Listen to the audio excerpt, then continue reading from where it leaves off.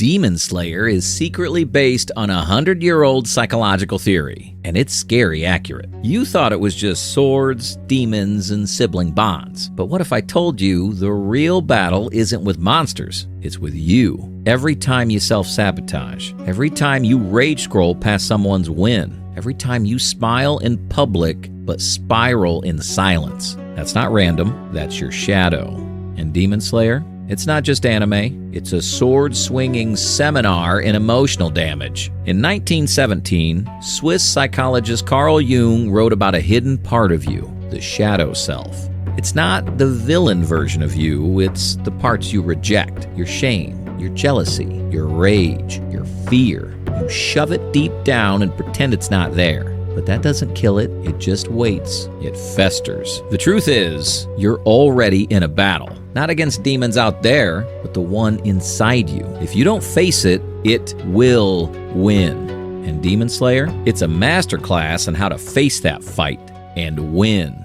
Tanjiro isn't powerful because he swings hard. He's powerful because he feels deeply, and he doesn't run from it. Imagine watching your entire family be slaughtered, and your sister turned into a demon. Tanjiro could have drowned in revenge. He should have, but instead of hate, he leads with compassion. Why?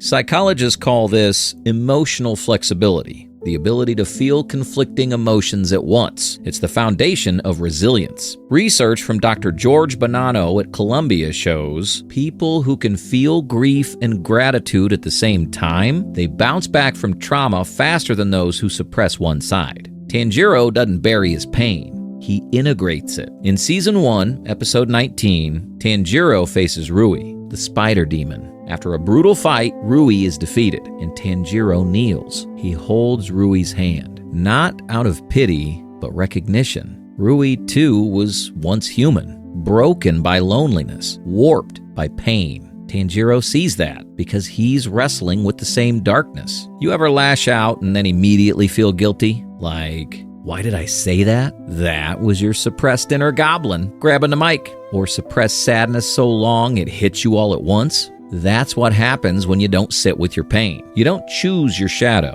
you become it. Tanjiro isn't immune to darkness. He's just not afraid to look at it. That's what makes him lethal. Not the breathing forms, the empathy. Here's your training arc. Next time something triggers you, pause. Ask, what am I feeling? Then ask, what part of me is this coming from? Because it's not just a bad habit, it's a wounded part of you, asking to be understood. Just like Tanjiro, you don't need to destroy the demon, you just need to understand the human underneath it.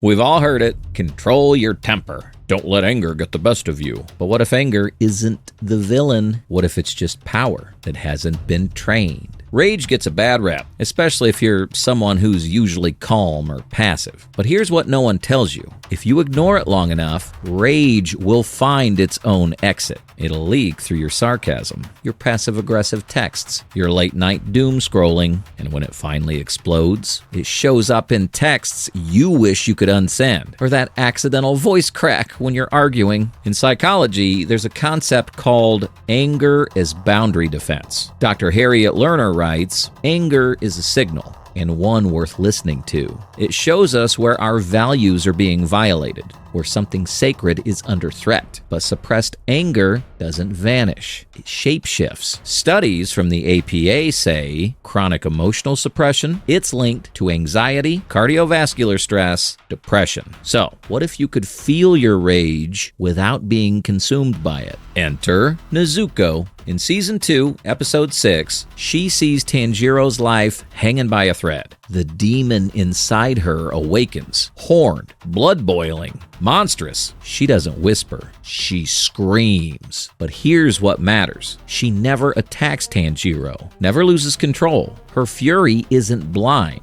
it's aimed. She doesn't suppress her demon, she commands it. That's not chaos, that's transformation. You ever feel rage at something unfair at work, in your family, even online, but you swallow it because you're afraid it'll make you dramatic. Then days later, it hits you while you're brushing your teeth or folding laundry. That's not a mood swing.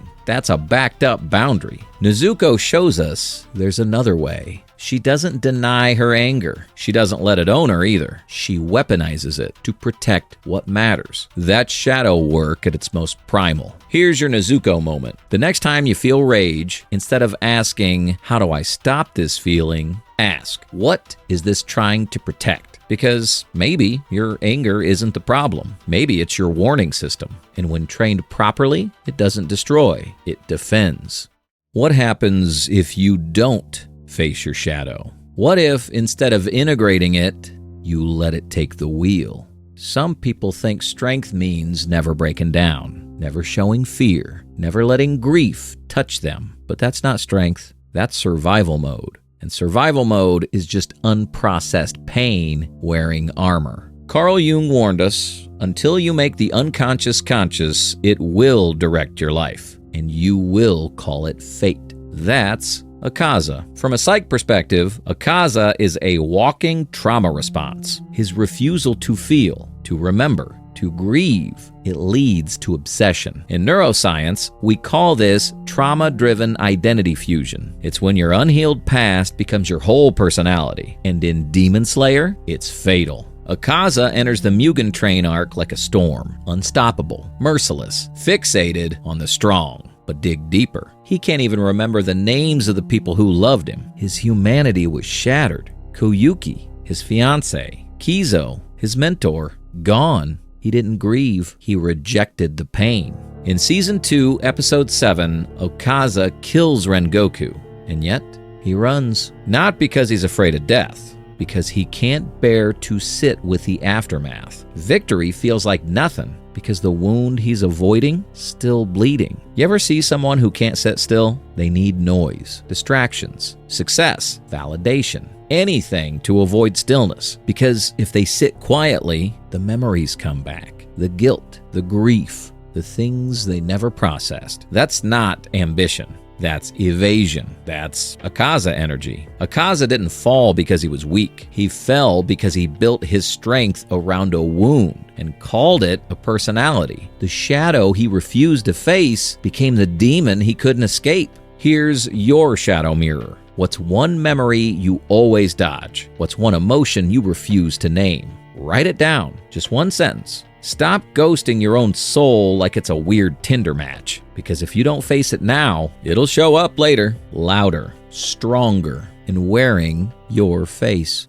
Everyone wants control. Control over their goals, their emotions, their entire life. But how can you control anything if you don't even understand yourself? Most people try to fix their lives like they're patching up a roof during a rainstorm. More habits, more hustle, more dopamine drip. But you're not a machine. You're a story, a living, breathing narrative. And when you skip the messy chapters, your shadow writes the ending. Seneca once said, "You cannot control what you do not understand." That's stoicism. That's shadow work. It's not about silencing your emotions. It's about studying them, training them. The Stoics weren't emotionless. They were warriors of awareness. They believed in looking pain in the eye and asking it what it came to teach. Because the only thing worse than feeling something hard is being ruled by something you never even tried to understand. Look at Tanjiro. Back in episode 1, he finds his entire family slaughtered. He doesn't rage, he doesn't collapse, he feels, he grieves,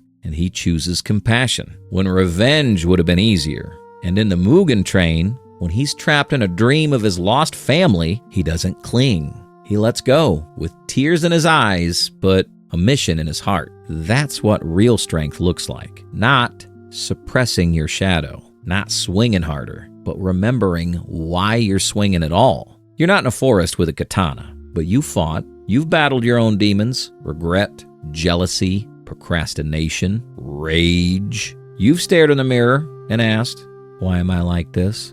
That's not weakness. That's the work. That's the blade. Here's what Demon Slayer, Carl Jung, and Seneca all agree on. You can't defeat what you refuse to understand. You can't master your blade if you've never looked at your grip. You can't master your mind if you've never sat with what's living inside it. Tanjiro learned that. Nezuko did too. Akaza never got the chance. But you have the time. You have the mirror. You have the blade. So get still. Name one emotion you usually avoid. Then ask, what is this emotion trying to protect? Don't shame it. Study it. Because once you understand your shadow, you don't just carry the blade. You decide where it strikes. And that is the real difference between a demon and a demon slayer.